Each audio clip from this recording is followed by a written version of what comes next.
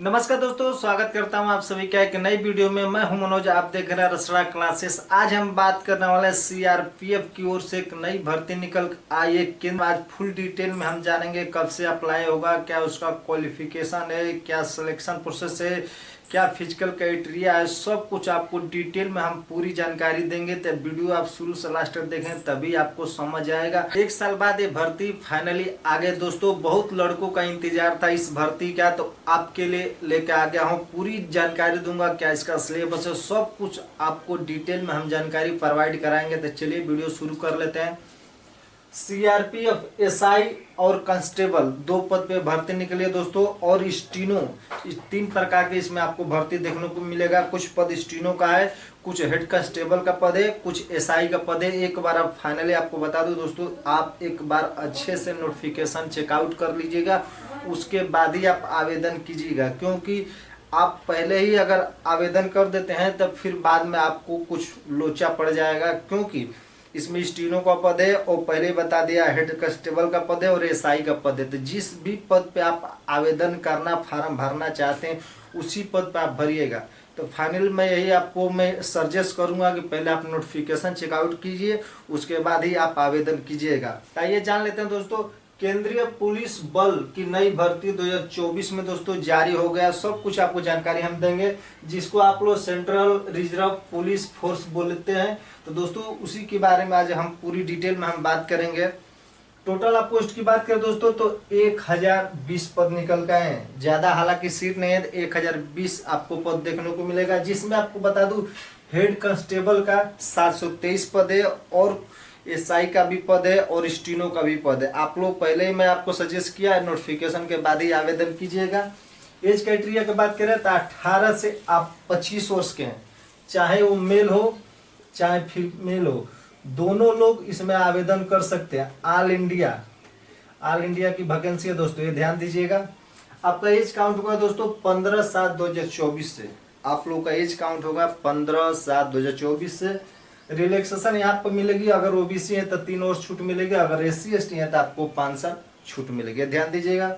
वही आप form fees की बात करें दोस्तों तो जर्नल OBC EWS है तो आपको 100 रुपये फीस देना है। कोई हालांकि फीस ज्यादा नहीं है, 100 रुपये तो आप फीस दे ही पाएंगे। और वही अगर SC ST है, वो फीमेल कैंडिडेट है तो आपके लिए कोई फीस नहीं, आपके लिए एकदम निःशुल्क, बता दूं आपके लिए एकदम निःशुल्क है, ये ध्यान दीजिएगा।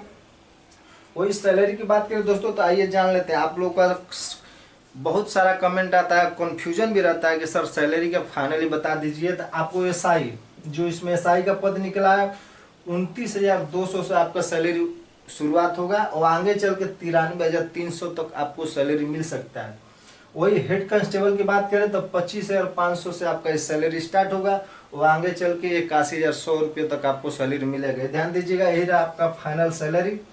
अप्लाई डेट, आप लोग का बार बार ये भी कमेंट आता है कि सर अप्लाई डेट कब से है, तो अप्लाई डेट फाइनली बता दोस्तों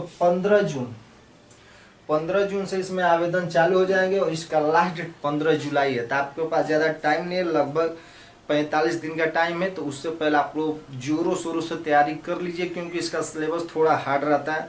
तो आपका अगर फाइनल में आपको सरकारी नौकरी चाहिए तो आपको फोकस पढ़ाई पर करना है दोस्तों, ये ध्यान दीजिएगा। मेरा काम है फाइनली आपको अपडेट देना कि वैकेंसी आ गई। अभी तक चैनल पर नहीं जुड़े हैं तो चैनल से जुड़ जाए, क्योंकि गवर्नमेंट जॉब के रिलेटेड हर और प्राइवेट जॉब के रिलेटेड पूरी भर्तियों का आपको अपडेट दिया करता हूं। जो भी रिलेटेड न्यूज आता है सब कुछ आपको जानकारी प्रोवाइड करता हूं। जो लेटेस्ट वैकेंसी आती है उसको भी जानकारी मैं आपको सब कुछ दे देता हूँ। अब बात करते हैं क्वालिफिकेशन, जिसको आप लोग योग्यता बोलते हैं। तो योग्यता इसमें क्या मांगा है दोस्तों, योग्यता की बात करते हैं 12वीं पास। अगर 12वीं पास है तो आप इसमें फॉर्म डाल सकते हैं। फिर आप बेसिक डिटेल, आपका बेसिक डिटेल यही है। आइए अब जान लेते हैं सिलेक्शन प्रोसेस, जिसको आपको चयन प्रक्रिया बोलते हैं। तो चयन प्रक्रिया की बात करेंगे तो ऑनलाइन CBT होगा, कंप्यूटर बेस्ड टेस्ट आपका होगा। दूसरे नंबर पर आपका स्किल टेस्ट होगा और तीसरे नंबर पर आपका फिजिकल, जिसको आप लोग शारीरिक योग्यता बोलते हैं।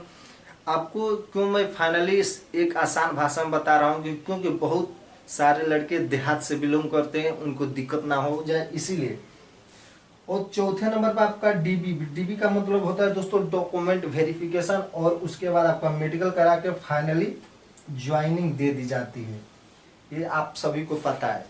यही रहा इसका सिलेक्शन प्रोसेस, जिसको आपको 5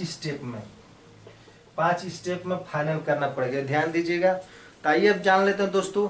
आपको बता दूं, बेसिक डिटेल आपको दे दिया, सिलेक्शन प्रोसेस बता दिया, और फाइनली रहता है सिलेबस, वो फिजिकल क्राइटेरिया क्या है। तो सिलेबस क्या, आइए जान लेते हैं।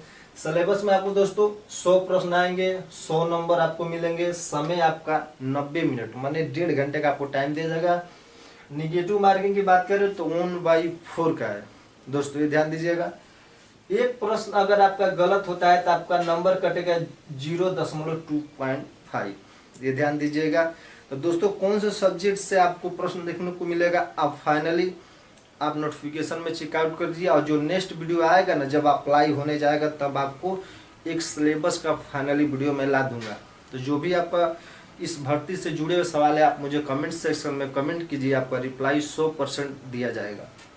दोस्तों ये रहा आपका फाइनल सिलेबस। अब बात करते हैं फिजिकल क्राइटेरिया, जिसको आप लोग शारीरिक योग्यता बोलते हैं। तो फिजिकल क्राइटेरिया में लंबाई, तो उनकी लंबाई की बात करें दोस्तों तो 165 सेंटीमीटर। वही अदर की बात करें तो 162.5 सेंटीमीटर। वही महिला की बात करें तो जो जनरल महिला है 155 सेंटीमीटर, वही अदर 150 सेंटीमीटर। तो ये हो गया आपका फाइनली लंबाई, जिसको आप लोग हाइट बोलते हैं। चेस्ट, छाती, जिसमें महिला का मेजरमेंट होता नहीं तो छोड़ दीजिए, 77 से 82 सेंटीमीटर जो जनरल वाले हैं। वही अगर 76 से 81 सेंटीमीटर अदर वाले के लिए। दोस्तों ये रहा आपका फाइनल फिजिकल क्राइटेरिया। तो जो भी अभी आपके मन में कुछ सवाल है, जो सेंट्रल रिजर्व पुलिस फोर्स की ओर से भर्ती निकल कर आई है, तो आप मुझे फाइनली पूछ सकते हैं।